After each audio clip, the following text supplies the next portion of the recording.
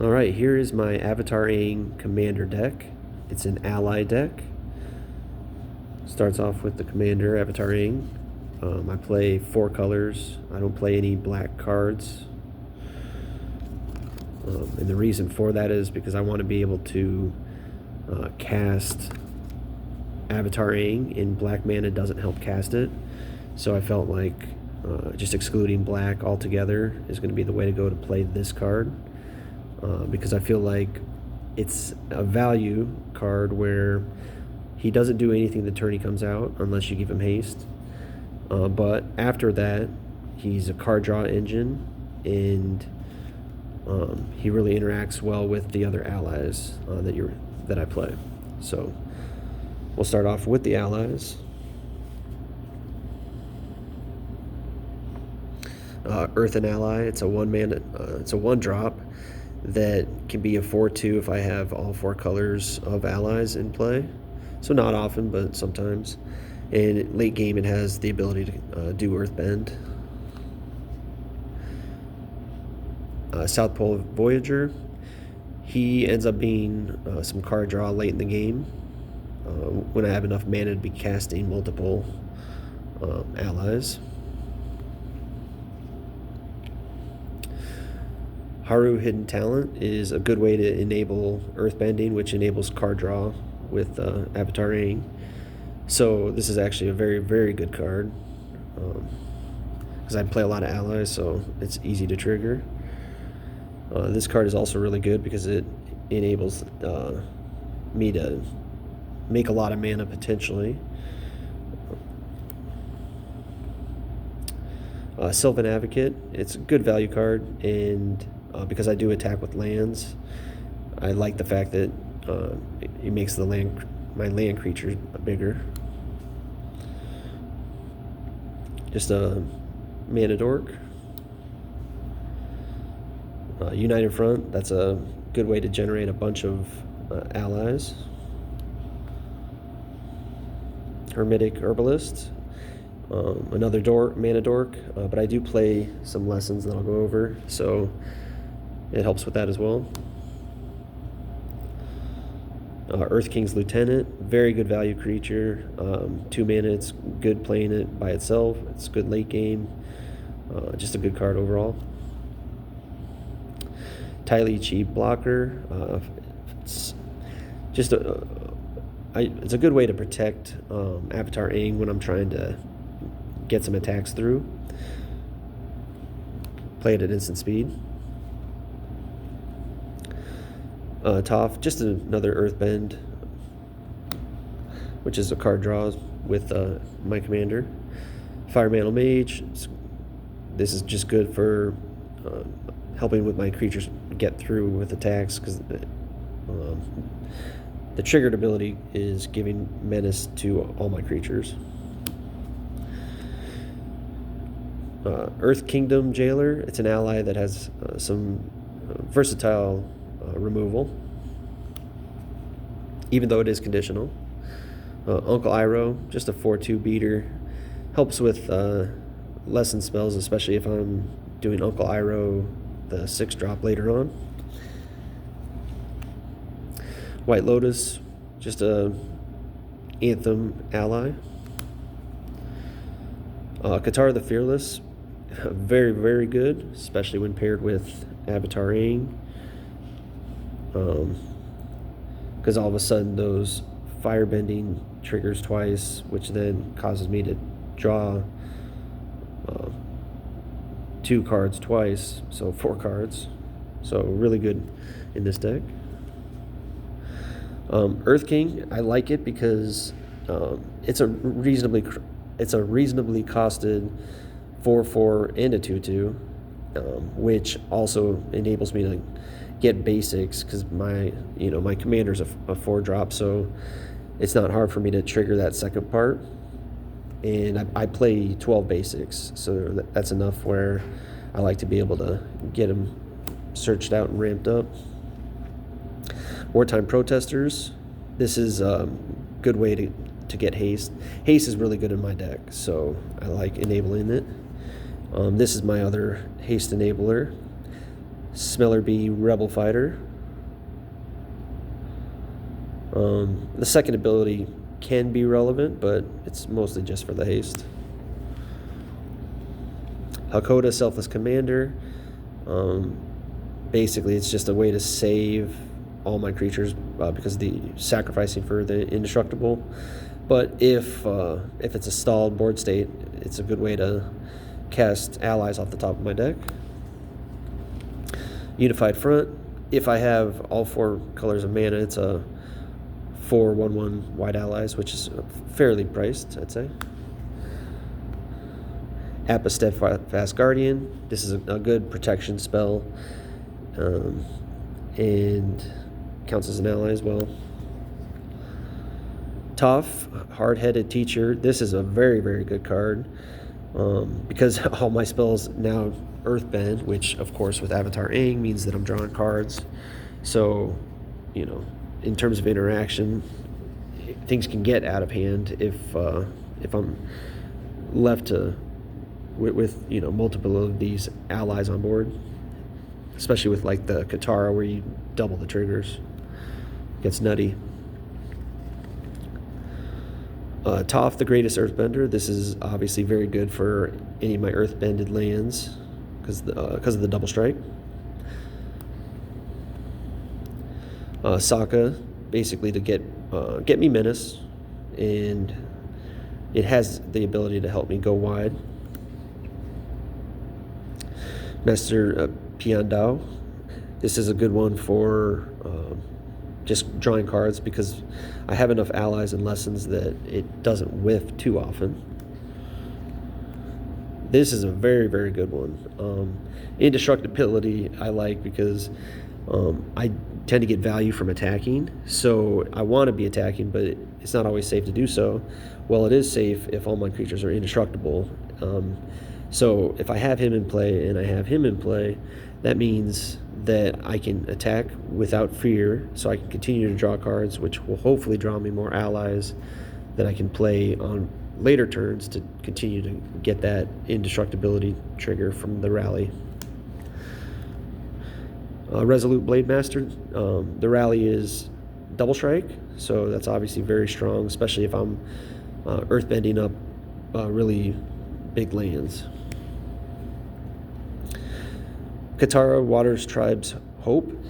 This is basically just in there for the waterbend ability, and I like to be able to flip this if I want to, and this is a good way to do it. And the way I'm interpreting it, that waterbend X, if I was in a situation where I didn't mind making my board state weaker for my turn only, you could do this waterbend ability for 1, and you just keep doing it for 1 for however much mana and creatures I have out there, and just use that to draw a card, draw a card, draw a card, draw a card. Anyways, I think that's pretty cool interaction. Otherwise, a 3/3 vigilance that creates a 1/1 is not very strong on its own, but that waterbend ability in theory would have the ability to help me get lethal across when I do have a lot of mana. But again, I'm mainly using it for the fact that I don't have much waterbend elsewhere. Speaking of waterbend, this is one of them that does have it. Aang Swift Savior. It's a flip card. I like it. Good card. Boomy Unleashed. He's extremely good for the second ability to basically let my lands get through a second time. Iroh Grand Lotus. This is the one where it makes my lessons, which are typically pretty weak cards, makes them into good enough to play because I'm getting to cast them again a second time, but just for 1 mana, and sometimes free if I have the other Iroh in play. And The other ally I got is Aang at the Crossroads. Not a big fan of this card because I don't have so many allies that, well, I don't have so many hits that I don't whiff. So, I'd say I probably still whiff half the time when I'm putting him in play. But if he does hit, 5 mana for potentially another 4 mana card is good value. It's just that I end up whiffing often enough that it's like, not great. But he does flip into something pretty strong because giving land creatures vigilance is valuable for me.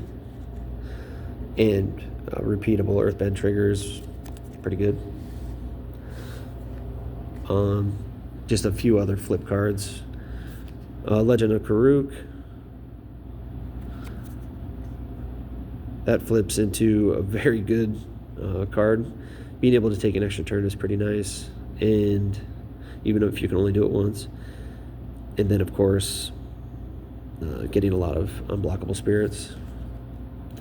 The Legend of Yangchen. I like cards where I can kind of dictate the play of the game, and both the first and the second one are, I think, create interesting gameplay dynamics, so I like it. Another Airbend. Legend of Kyoshi, I like this card because, usually it draws me at least 4 cards, and then being able to Earthbend potentially 7 on something that might already be 4 toughness land ends up being a significant threat, and then it can tap for a lot of mana too. All right, here are the lessons, which again, they're not very strong, but they're good enough to play. And not every deck has to have the strongest of cards, because the way I see it, if I'm playing an ally deck that's a pretty weak archetype, because it relies on creatures to win, and especially since I'm a 4-color deck, I have to spend some portion of the deck in terms of making sure I'm ramping into the right lands.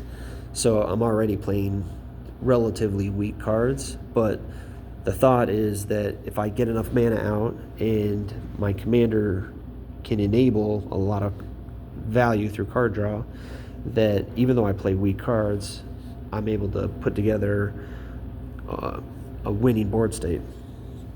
So, all right, on to the lessons. Seismic Sense can get a land or a creature, so it's pretty good. You can play it on 2 and feel pretty confident you're not going to whiff. You might not necessarily get the particular thing that you want, but like, for example, on a turn 2, if I have 2 lands, let's say I have no lands in my hand, right? So obviously I want to be drawing a land with this card, so I only get to look at the top 2.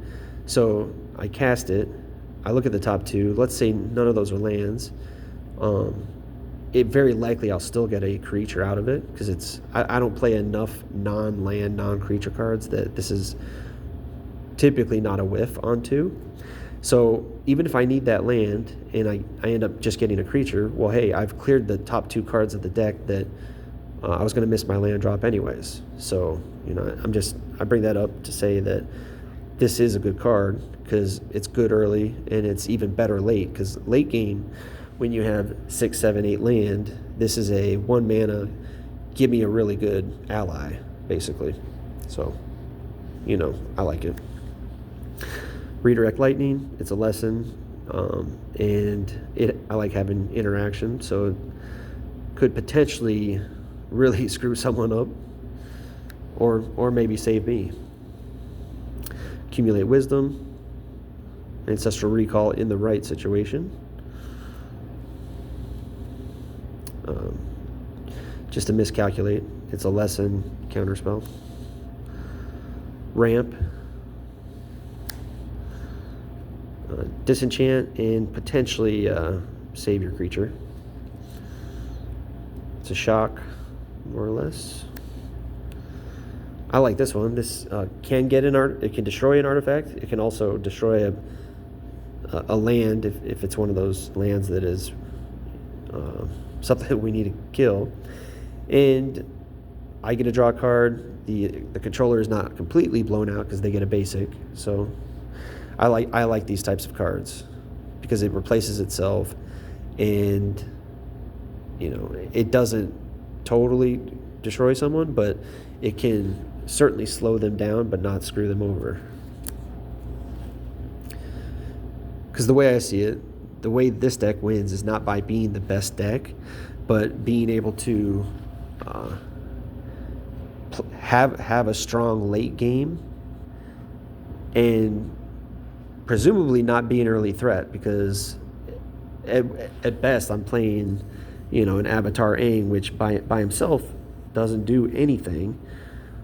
But if I do get left alone, I'm able to get a lot of the synergies out of my deck, because I have a bunch of different ways to bend, and the allies that I have throughout the deck, they tend to make each other better. So I try to win by not being the threat, but by the time they realize I am a threat, hopefully it's too late, that I've gotten like enough advantage from the card draw. Okay, Airbender's Reversal. That's another bend, potentially, and a removal, reasonably costed. It's like a Harrow, essentially. Just another ramp spell, instant speed. Another instant speed ramp spell, also good. This is a win condition, because if there's a if there's a 1 toughness creature out there, I can cast this at instant speed, give it all my creatures +4/+0, and if I have Iroh Grand Lotus out, I can do it again, in which case that's +8/+0 for hopefully a very wide board state. All right, so now we just have the other value cards, or the interaction cards, that don't necessarily fit under the domain of lesson or ally. So Rhystic Study, very good card draw. Earth Shape, this is Earthbend, so it's a way to draw a card, but more importantly, it's a way to save myself and potentially save my board state, in terms of giving my stuff indestructible and giving myself hexproof. And it's instant speed, so they won't see it coming. Guided Passage.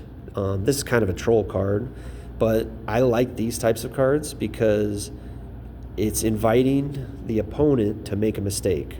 So, for example, Guided Passage, I get to choose the opponent that makes the decision. So this is one where, there could potentially be some incentivized collusion, where maybe I pick someone who's in a very weak board state, and I say, hey, if you get these particular cards, maybe a removal spell, or a disenchant type of thing, they might do it because they're incentivized to do it, because then I'll just tell them, hey, I'll use it on the person who is ahead. Anyways, that's why I like these types of cards, because at worst they can make the best possible decision, but even if they try, they might make an incorrect decision because they don't necessarily know how some of the cards interact.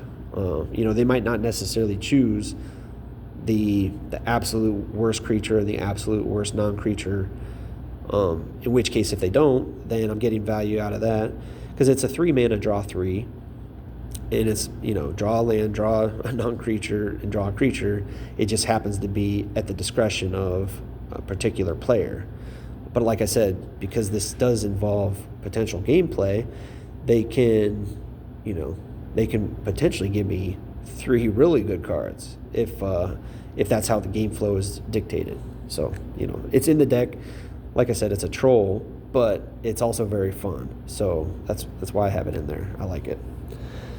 Jeskai Ascendancy, this card is very strong, and that's because when I have cards like the Great Divide, it turns all my creatures into Birds of Paradise. So I'm able to tap them, and then when I cast my non-creature spell, I get to untap them. So what this ends up looking like is I'm tapping a bunch of creatures, getting mana, I'm casting non-creature spells, I'm potentially going through my deck, finding more non-creature spells. So I'm pumping all my creatures up, making mana. So it gets to a point where I'm netting mana as I'm casting non-creature spells. And, if I go wide enough, it doesn't take too many non-creature spells to create like a Crater Hoof Behemoth type of thing where they just get so big. So again, Jeskai Ascendancy, a very good card in this type of a deck. So let's see. Collective Restraint, it's a 4-mana propaganda, and it's pretty easy for me to have all 4 basic land types. So good way to stay alive. Fact or Fiction, just like Guided Passage, Fact or Fiction is the type of card where the opponent that I select, they could potentially play it wrong themselves, or they could be incentivized to play it wrong where, potentially they give me 5 cards. You never know. Multiplayer Magic has some weird things happen. Avatar's Wrath, this is a good way to kind of reset the game. Just a mass removal, even if it is conditional. Gideon, Ally of Zendikar, it's a way to generate allies long term.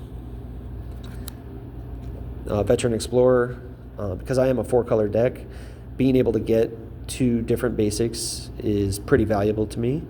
So, playing this on one, in theory, if I had an opponent that had a cheap removal spell, they could kill it turn 1, and then I could have a turn 2 Avatar Aang, potentially. Earthbender's Ascension, Earthbend, and mana ramp. With some late game +1/+1 advantage. Farseek, ramp, mana fixing. Mox Diamond, helps with all colors. Soul Ring, just advance my mana. Arcane Signet. Alright, so that takes care of all the creatures, non-creatures. Let's just go over the lands real quick. Okay, we should have all 6 fetches. Oh, jeez. Yeah.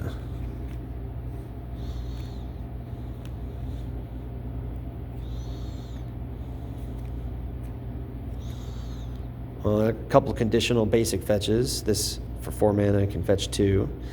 And Fabled Passage can fetch up a basic. So the fetches are very good with earthbending, because what you can do is you can earthbend a fetch, you can then fetch, it will then return to play tapped, so then the following turn you can do it again, and that way you're getting 2 lands out of a fetch instead of just 1. So it's a good way to ramp up my mana. So I got 6 duels. Taiga Plateau Tundra, Tropical Island, Savannah, Volcanic Island. And then in terms of basics, I've got 4 forest, 4 plains, 2 island, 2 mountain. So that's the breakdown. So I have 12 basics. Bossing Say, this is a way to do repeatable earthbend. Gaia's Cradle, a good way to get a lot of mana late game. Secret Tunnel, it's an unblockable land, so it's a good earthbend target. Ally Encampment, good for casting ally spells and potentially getting value out of its sack to bounce. Jasmine Tree, late game, can create allies, but it's also mana fixing for allies. Inkmoth Nexus, also a very good earthbend target.